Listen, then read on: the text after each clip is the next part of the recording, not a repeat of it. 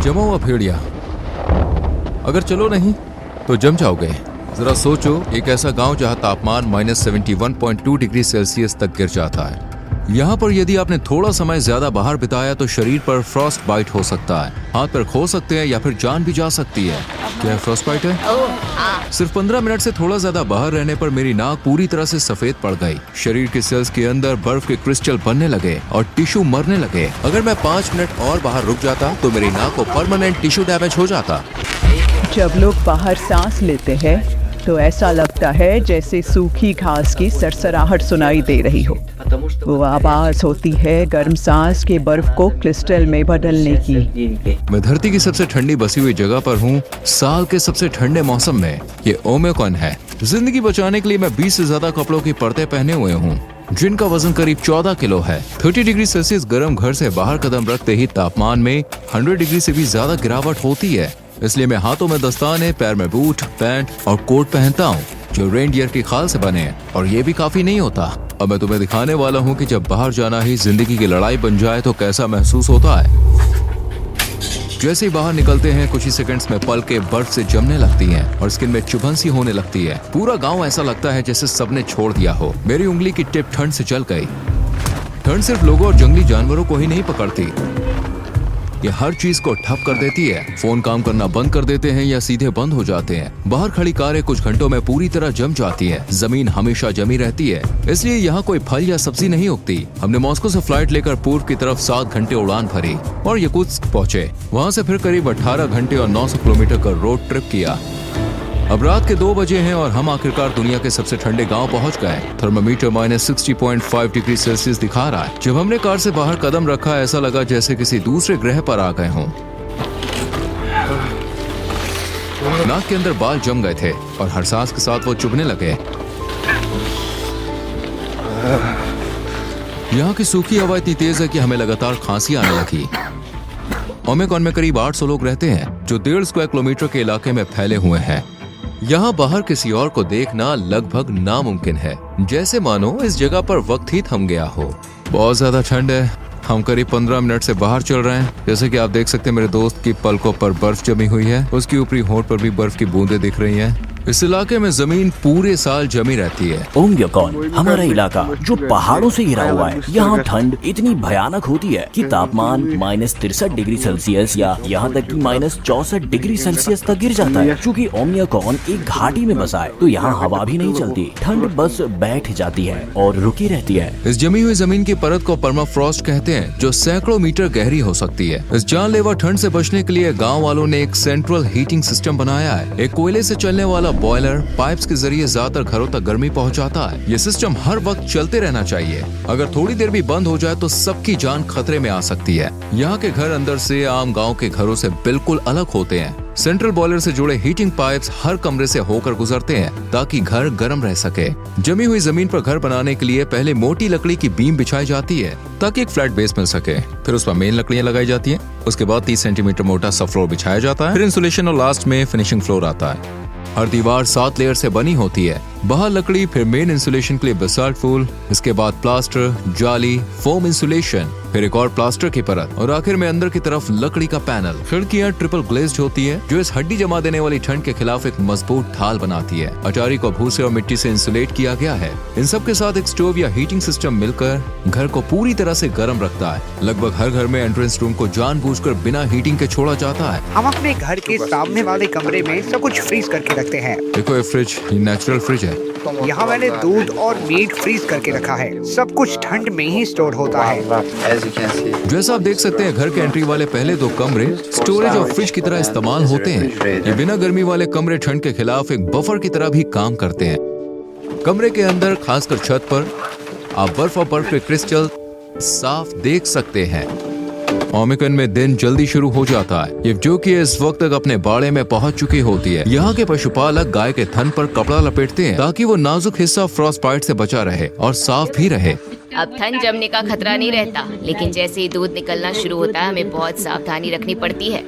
ओमेकन की इस एक्सट्रीम ठंड की वजह से किसी भी घर में पानी की पाइपलाइन नहीं जाती है, क्योंकि वो तुरंत जम जाएगी। गायों को हर सुबह बाहर इस ठंड में निकलना पड़ता है और नदी तक जाना पड़ता है पानी पीने के लिए। एक एक करके सब गाय बर्फ से भरे इस बर्फीले नर्क में उतरती हैं। तेजी से चलती हैं क्योंकि उन्हें पता होता है कि बहुत देर बाहर रुकना जानलेवा हो सकता है।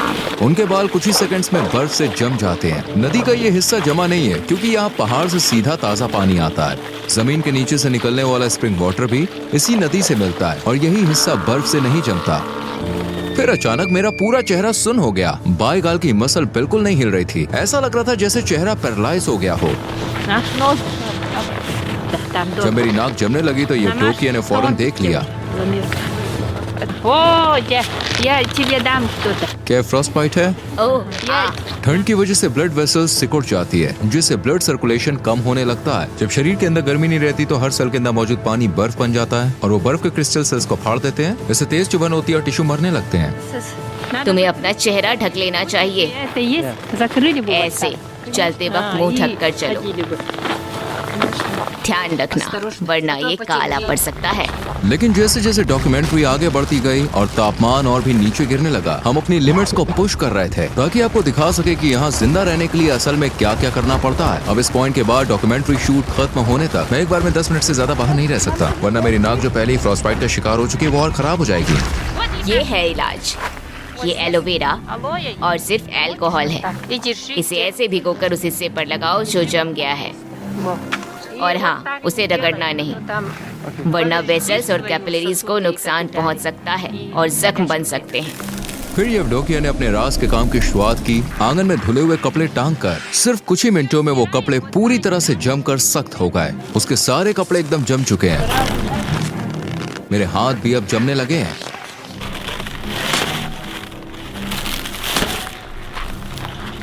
इसके बाद वो सीधे अपने बाड़े की तरफ गए गायों का दूध निकालने के लिए।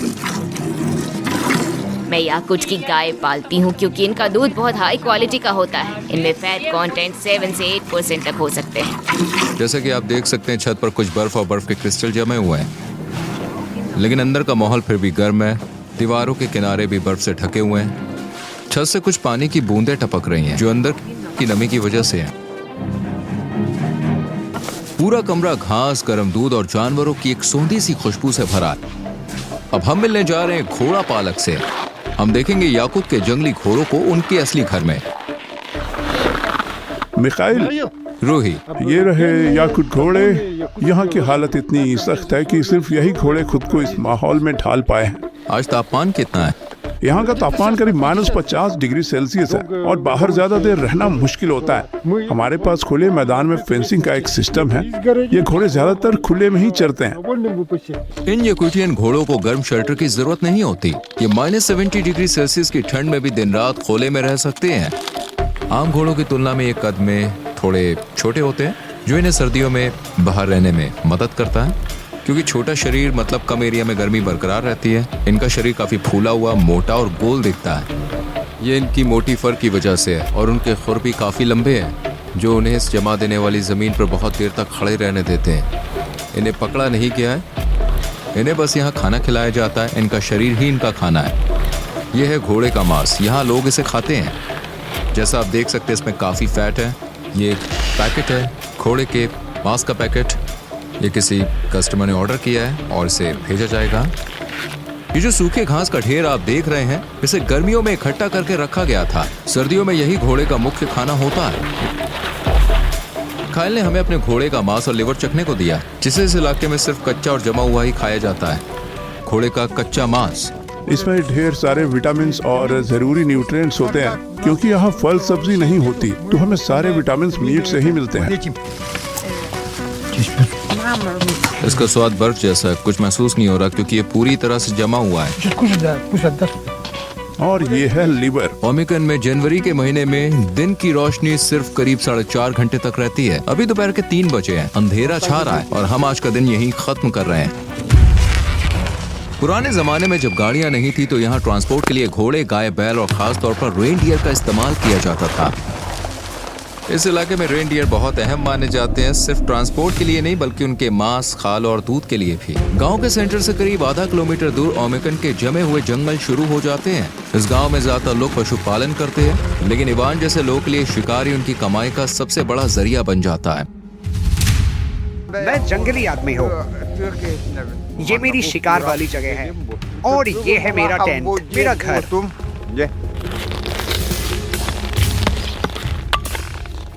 वो अभी आग जला रहा है, हमें इस आग की जरूरत है क्योंकि यहाँ बहुत ज्यादा ठंड है।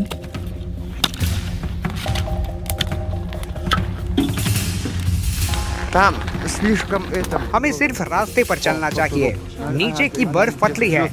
हम जमी हुई नदी की तरफ जा रहे थे जहाँ इवान ने एक दिन पहले मछली पकड़ने का जाल लगाया था। इवान ने हमारे कैमरामैन को टाइम पर रोक लिया। वो बर्फ की एक टूटी हुई सतह पर कदम रखने वाला था, एक गलत कदम और वो पानी में गिर सकता था ओ रुको।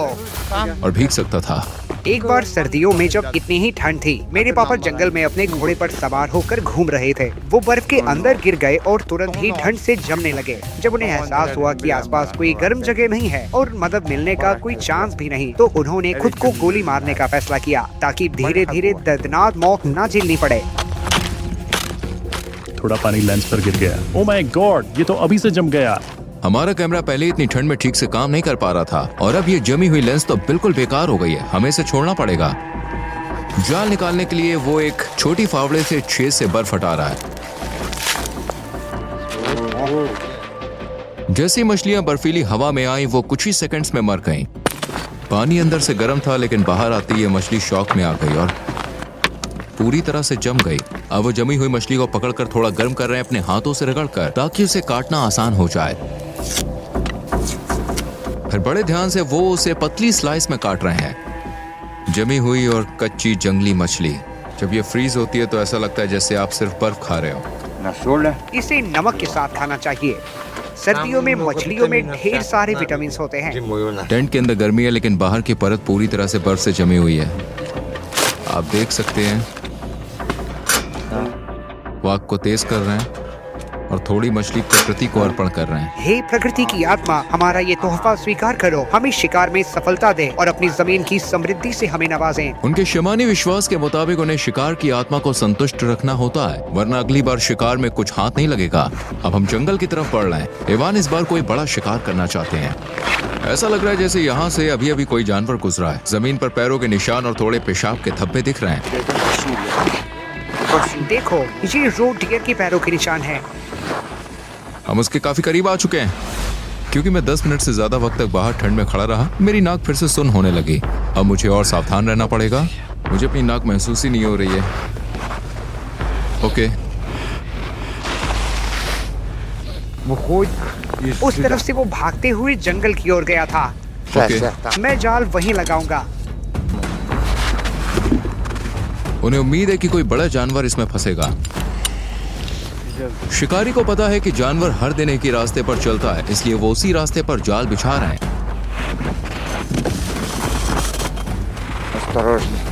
अब वो जाल को बर्फ से ढक रहे हैं। जाल के आसपास के निशानों को मिटाने के लिए वो कुत्ते की पूंछ का इस्तेमाल कर रहे हैं। हम बाद में फिर यही लौटेंगे देखने के लिए कि ये क्या पकड़ता है, लेकिन उससे पहले इवान उस जाल को चेक करना चाहते हैं जो उन्होंने कल लगाया था। वो बर्फ से ढके इलाके को ध्यान से स्कैन कर रहे हैं। ये पूरा इलाका मेरे लिए किताब जैसा है। जब बर्फ गिरती है, मैं उनके पैरों के निशानों से ट्रैक करता हूँ कि कितने जानवर हैं। मुझे पहले से पता है कि इस इलाके में कितने जानवर रहते हैं।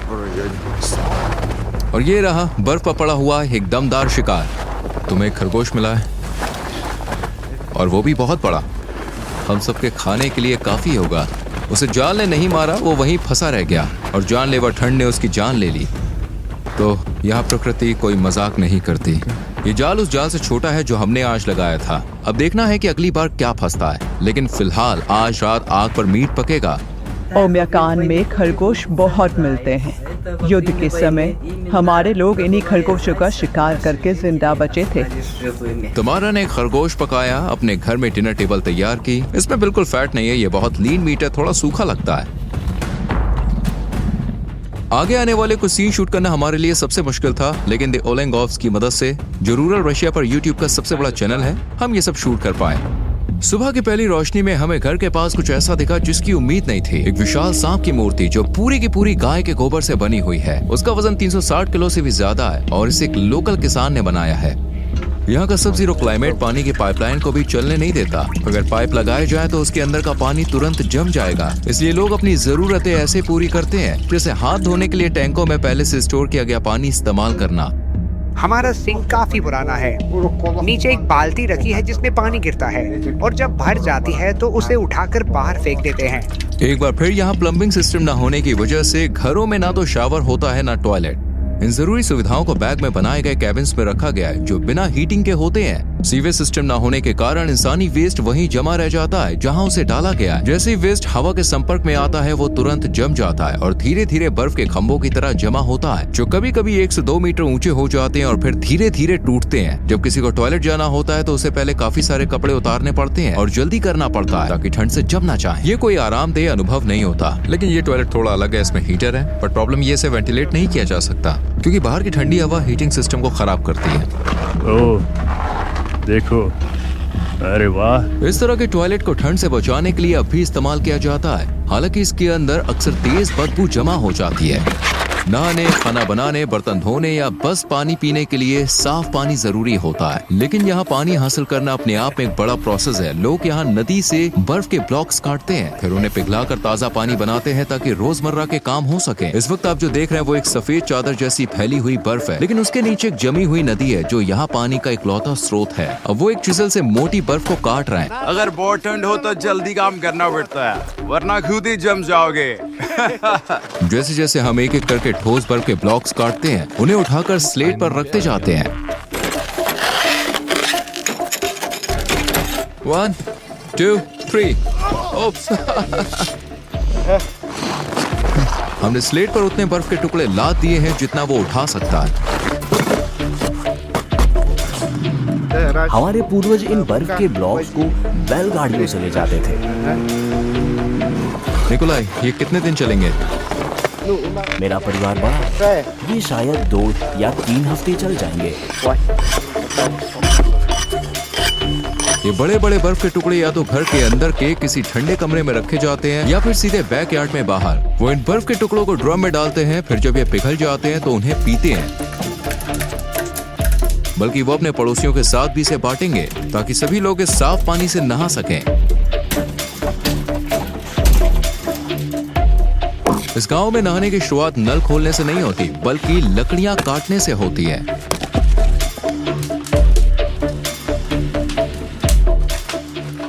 अब वो निकोलाई से लिया गया एक बर्फ का टुकड़ा उठा रहा है और उसे अंदर ला रहा है। हमारे दादा दादी तो 2-2 घंटे तक नहाते हैं। हम आमतौर पर 1.5 घंटे तक नहाते हैं। और तुम्हें अपना नहाना पूरा करने में कितना टाइम लग जाता है? पूरा प्रोसेस लगभग 4 से 5 घंटे लेता है। हम हफ्ते में 1 बार नहाते हैं, शनिवार या रविवार को। अगला स्टेप है जमी हुई शैम्पू की बोतल को स्टोव के पास गर्म करके लिक्विड बनाना। नहाते वक्त ये लोग लोटे से खुद पर पानी डालते हैं। जब नहाना खत्म होता है तो ये फटाफट कपड़े पहनते हैं क्योंकि अब इन्हें 60 डिग्री से बाहर -54 डिग्री सेल्सियस में निकलना है, यानी कुल 114 डिग्री का फर्क। सप्ताह का नहाने का रिचुअल खत्म होने के बाद अगली सुबह जल्दी शुरू होती है। सुबह 7:30 बजे बच्चे एक हड्डी जमा देने वाली ठंडी सुबह में उठते हैं। बाहर अब भी अंधेरा है। घर के अंदर लगे सिंपल वाटर टैंक की मदद से घर की गर्माहट में बच्चे अपना चेहरा धोते हैं और ब्रश करते हैं। लेकिन बाकी जरूरतों के लिए अभी भी उन्हें बाहर वाले टॉयलेट का ही इस्तेमाल करना पड़ता है, जो है ना अपनी बेटियों को स्कूल के लिए तैयार करने में मदद करती है। बच्चे कई लेयर के कपड़े पहनते हैं ताकि बाहर के सफर में ठंड से बचे रह सकें। बाहर जाने से पहले जोआना अपनी बेटियों के चेहरे पर वुल शॉल कसकर लपेटती है जिससे उनका मुंह और नाक ढके रहे और बर्फीली हवा से बचाव हो। अब वो बाहर निकलने के लिए तैयार है। स्कूल तक का रास्ता लगभग आधा किलोमीटर है। हर सर्द सुबह निकोलाई अपनी बेटियों को लेकर निकलते हैं। ओमेकॉन में स्कूल तब तक खुला रहता है जब तक तापमान -55 डिग्री सेल्सियस से नीचे नहीं चला जाता। उससे नीचे जाना बाहर निकलने के लिए बहुत खतरनाक हो जाता है। आज थर्मामीटर -54 डिग्री सेल्सियस दिखा रहा है। जैसे ही बच्चे स्कूल पहुंचते हैं, दूसरी तरफ इवान जैसे लोग की जिंदगी हर दिन सर्वाइवल और शिकार के इर्द गिर्द घूमती है। इवान के पास यहाँ कई जानवर हैं, यहाँ तक कि उसके पास एक जमा हुआ भेड़िया भी है। उसने इस भेड़ियों को सुबह होने से पहले यानी करीब 2 घंटे पहले हमारे साथ मिलकर लगाए गए जाल में पकड़ा। भेड़िया जाल में फंसा था और ठंड की वजह से मर गया क्योंकि वो हिल नहीं पाया। ठंड में अगर हिलते नहीं हो तो मर जाते हो। ये नर भेड़िया है। अब इवान इसकी खाल बेचेगा और इसके मांस का इस्तेमाल करके नया जाल लगाएगा जिससे वो भालू का शिकार करेगा। वो हमें अपने शिकार का कलेक्शन दिखा रहा है। ये उन लोमड़ियों की खालें हैं जिन्होंने उन्हें पूरी सर्दी ट्रैक किया और पकड़ा। इसकी फर कितनी मोटी थी, ये तो पूरा बड़ा भालू था। इन भालुओं को मारना पड़ा क्योंकि ये मेरे जानवरों पर बार बार हमला करते थे। हर साल ये मेरी जमीन पर आ जाते हैं और हर बार इनकी संख्या बढ़ती जा रही है। ओमिकॉन की ठंड इतनी ज्यादा है कि सबसे मजबूत गाड़ियां भी फेल हो जाती हैं अगर उन्हें सही तरीके से तैयार ना किया जाए। अगर कोई गाड़ी कुछ घंटे तक बिना इंजन चलाए बाहर रह जाए तो वो पूरी तरह से जम जाती है और बिना पूरी तरह डिफ्रॉस्ट किए चालू नहीं होती। अपनी कार को डिफ्रॉस्ट कैसे करोगे? हम जेट हीटर यूज करेंगे। हमें नहीं पता कि स्टार्ट होगा या नहीं। हर हिस्सा कड़क बर्फ में जम चुका है, मेटल, फ्यूल, तेल, यहाँ तक की बैटरी भी। वो सबसे पहले कार पर जमी मोटी बर्फ को ब्रश से साफ कर रहा है। टायर एकदम पत्थर जैसा सख्त हो गया है। बाहर का तापमान -56 डिग्री सेल्सियस था। टायर पंक्चर नहीं हुआ है, बल्कि इतनी ज्यादा ठंड में अंदर की हवा सिकुड़ जाती है जिससे टायर पिचक जाता है। ये लोग इस सेटअप को इंस्टॉल कर रहे हैं ताकि गाड़ी को गर्म किया जा सके। हम इसे पूरी तरह से बंद करने की कोशिश करते हैं ताकि जो गर्म हवा अंदर है वो बाहर न निकले।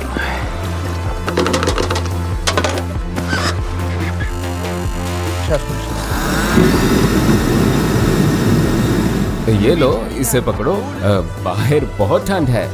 यहाँ हर चीज को गर्म रखना जरूरी होता है क्योंकि ये डीजल कार है, इसलिए टैंक में जो डीजल है वो पूरी तरह जम गया है।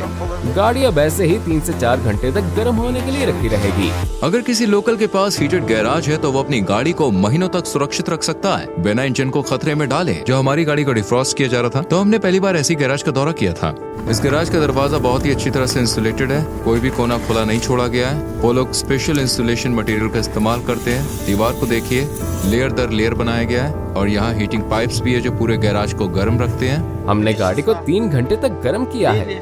अब इसे स्टार्ट करने की कोशिश करते हैं। बैटरी लगाई जा चुकी है। अब डिपस्टिक से ऑयल लेवल चेक किया जा रहा है। ये पहली बार है जब दरवाजा खोला गया है। हाँ, बहुत बढ़िया। इस गाड़ी को मौत के मुंह से वापस लाया गया है। अब हम यहाँ से निकलने की कोशिश करेंगे।